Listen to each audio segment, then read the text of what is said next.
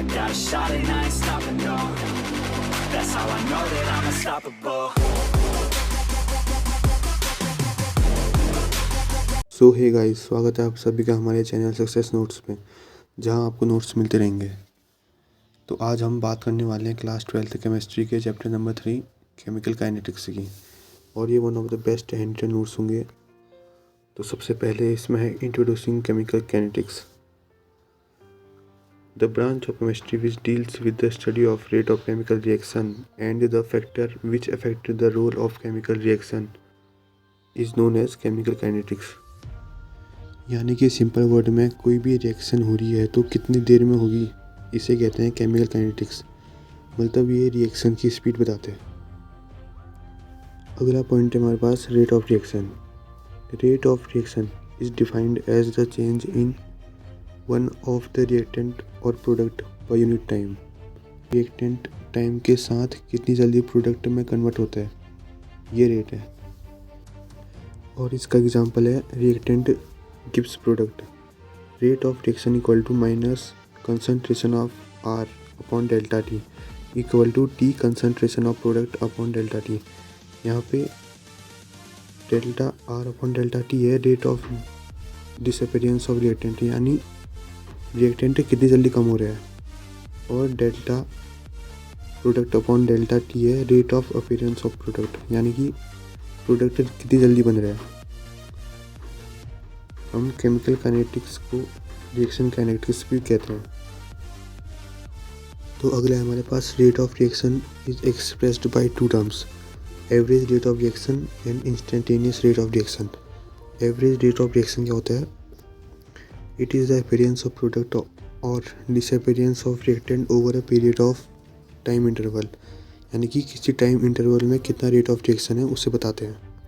तो R average equal to minus delta reactant upon delta T equal to plus product upon T. Minus दिखाता है reactant को जो कि कम हो रहा है, और प्लस दिखाता है प्रोडक्ट को जो कि बढ़ रहा है। और ऐसे ही हमारे पास दूसरा है इंस्टेंटेनियस रेट ऑफ रिएक्शन, यानी कि reaction rate at a particular moment of time is called instantaneous rate of reaction. किसी छोटे से समय में कितना रेट ऑफ रिएक्शन हो रहा है उसे कहेंगे रेट इंस्टेंटेनियस, यानी कि R instantaneous equal to minus D concentration of reactant upon D T equal to plus D concentration of product upon D T. तो अगला है हमारे पास unit of rate of reaction. Rate of reaction की unit क्या होती है? D X upon D T, या फिर मोल पर लीटर अपॉन सेकेंड।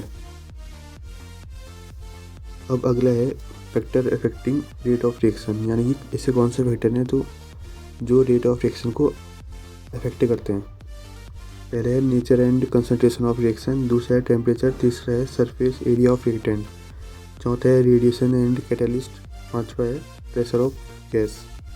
अगला टॉपिक है हमारे पास रेट लॉ।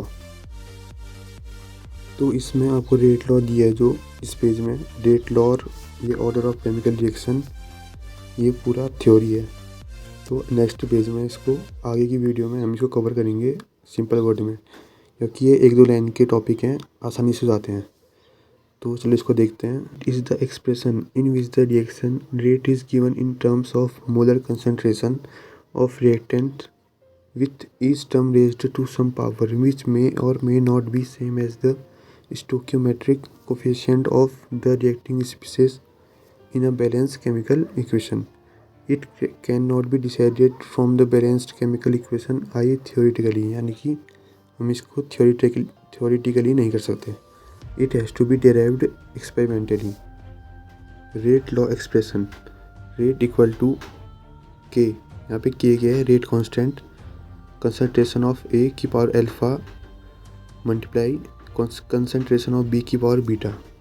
अगला हमारे पास आता है order of chemical reaction, the sum of power of concentration of reactant in the rate law expression. Rate law expression कहाँ था? ये वाला is called the order of that chemical reaction. इसके कुछ पॉइंट हैं जैसे कि इट कैन बी जीरो और है fractional value, but molecularity of reaction cannot be zero or non-integer. It is always an integer and cannot be more than 3. अगला topic आता है हमारे पास molecularity of reaction. The number of reacting species यानी कि atom, ions और molecule which collide simultaneously to bring about a chemical reaction. इसको भी समझाएंगे आगे की वीडियो में। अगला आता है हमारे पास रेट कांस्टेंट, जिसको डिनोट करते हैं हम स्मॉल के से। तो it is the rate of reaction when concentration of each reactant is unity, यानी कि रेट लॉ एक्सप्रेशन में जो ये है कंसंट्रेशन ऑफ ए और कंसंट्रेशन ऑफ बी, इनकी पावर अगर 0 है, the rate of constant is also known as specific reaction rate, यानी कि रेट कांस्टेंट को ही हम स्पेसिफिक रिएक्शन रेट भी कहते हैं। और nth order of reaction, unit of rate constant equal to mole per litre की पावर 1 - n अपॉन टाइम, जहाँ n होता है ऑर्डर ऑफ रिएक्शन। अगला टॉपिक आता है हमारे पास हाफ लाइफ, यानी कि T1/2। It is the time in which the concentration of reactant to 1/2 of its initial concentration। अगर सिंपल में देखें तो the time required for 50% completion of reaction is known as half life। तो ये भी लिख सकते हो आप। For first order reaction half life equal to 0.693 upon rate constant. पूरा टॉपिक है मेरे पास difference between molecularity and order of reaction. तो फर्स्ट आते हैं इसमें ऑर्डर, दूसरे में है मोलिकुलरिटी। तो ऑर्डर क्या होता है? Sum of power to which the concentration term are raised. जैसे कि यहाँ पे देख सकते हो rate equal to K, concentration of A की पावर अल्फा, बी की पावर बीटा और सी की पावर गामा है। तो इसमें ऑर्डर क्या होगा? Alpha plus beta plus gamma, इसको कहेंगे हम ऑर्डर। यही यहाँ पे लिखा भी है। वहीं पे अगर मोलेकुलरिटी को देखें तो number of reacting species which collide simultaneously, इसको समझते हैं। तो जैसे कि हमने कोई एग्जांपल लिखा 1N2 + 3H2, ये देता है हमको ट्वाइस ऑफ NH3। तो इसमें मोलिकुलरिटी क्या होगी? 1 + 3, 1 + 3 = 4।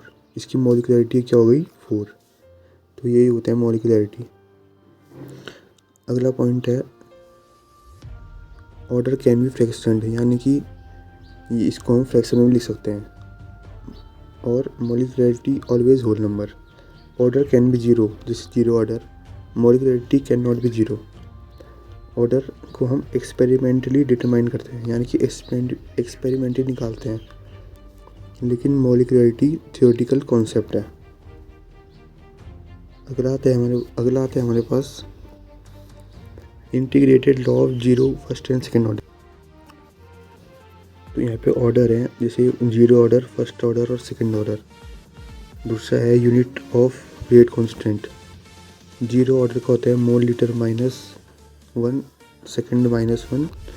फर्स्ट ऑर्डर का होता है सेकेंड -1 और सेकेंड ऑर्डर का होता है litre mole -1 upon second. Third point है हमारे पास इंटीग्रेटेड रेट इक्वेशन। 0 ऑर्डर के लिए concentration of A equal to -kT + A0। First order के लिए होता है log concentration of A equal to -kT upon 2.303 plus log A की पावर या फिर A0 प्लस लॉग A0। तीसरा हमारे पास आता है सेकेंड ऑर्डर के लिए, जो कि है 1 upon concentration of A equal to kT + 1 upon concentration of A0। है हमारे पास हाफ लाइफ पीरियड, जो 0 ऑर्डर के लिए होता है concentration of A0 upon 2K। First order के लिए होता है 0.693 अपॉन K। और सेकेंड ऑर्डर के लिए होता है 1 अपॉन कंसंट्रेशन ऑफ A0। यहाँ पे K equal to rate constant है। और nth order unit of rate constant equal to mole litre -1, 1 - n, second -1, ये ऊपर भी लिखा है। और for nth order half life equal to 1 upon concentration of A0 N-1। अगला है हमारे पास pseudo first order reaction. The reaction which appear to be higher order but actually follow lower order kinetics. जैसे कि कोई रिएक्शन है जो हमें लग रहा है वो सेकेंड ऑर्डर का है लेकिन है वो फर्स्ट ऑर्डर का, तो उसे कहते हैं हम सूडो फर्स्ट ऑर्डर रिएक्शन। अगला है हमारे पास for a chemical reaction which rise in temperature by 10 degree the rate constant is nearly doubled. यानी कि अगर किसी केमिकल रिएक्शन में हम टेम्परेचर को 10 डिग्री इंक्रीज़ करें तो उसका जो रेट कांस्टेंट होता है वो डबल हो जाता है। अगला टॉपिक आता है मेरे पास temperature coefficient. It is the ratio of rate constant at temperature T + 10 kelvin to the rate constant at temperature T kelvin. यानी कि temperature coefficient equal to rate constant at T + 10 kelvin upon rate constant at T kelvin. अगला topic है Arrhenius equation. The mathematical expression between rate of reaction and temperature is given by Arrhenius equation, जो कि होता है rate constant equal to AE की power minus EA upon RT, जहाँ पे K equal to rate constant, A equal to Arrhenius factor और free exponential factor और E की power minus EA upon RT होता है Boltzmann factor which give number of molecule having energy greater than threshold energy. अब threshold energy होता है, ये होता है the minimum energy which reactant molecule must have to cross over energy barrier is known as threshold energy. और यहाँ पे EA होता है एक्टिवेशन एनर्जी, R होता है यूनिवर्सल गैस कांस्टेंट और T होता है टेम्परेचर। यहाँ पे अगला है method of finding activation energy, यानी कि EA को हम कैसे ढूंढें। तो फर्स्ट है by measuring rate constant at 2 different temperature, यानी कि rate constant K1 and K2 at 2 different temperature T1 and T2 respectively can written as log concentration of K2 upon K1 equal to EA upon 2.303 R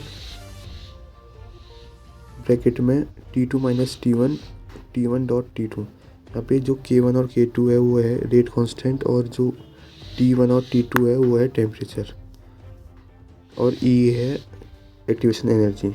और second आता है हमारे पास by graphical method.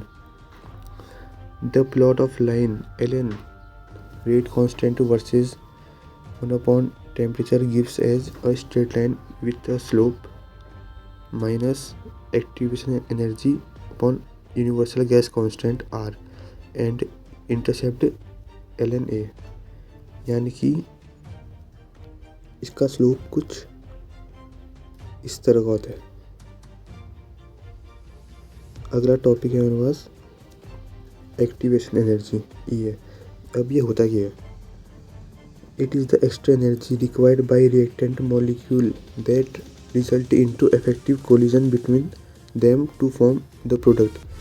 अब जो इसमें टर्म है effective collision, तो ये क्या होता है? इफेक्टिव कोलिजन मतलब जैसे रिएक्टेंट है उनमें कोलिजन, जैसे दो रिएक्टेंट है तो उनमें किस तरह से कोलिजन होगा कि प्रोडक्ट बने, इसे कहता है इफेक्टिव कोलिजन। या फिर इसे the excess energy which must be supplied to the reactant to undergo chemical reaction भी कहते हैं। लास्ट टॉपिक हमारे पास थ्रेशोल्ड एनर्जी। ये पहले ही बताया है the minimum energy which reactant molecule must have to cross over energy barrier is known as threshold energy. यहाँ पे एनर्जी लिखना भूल गया हूँ, कोई बात नहीं। तो ये फर्स्ट बार था जिसमें मैं वॉइस ओवर कर रहा हूँ, तो थोड़ा नर्वस था। And please support to guard gamer.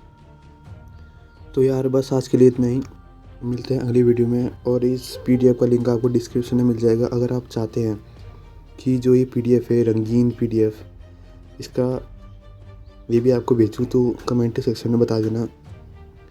चलो फिर मिलते हैं अगली वीडियो में किसी और नए टॉपिक के साथ।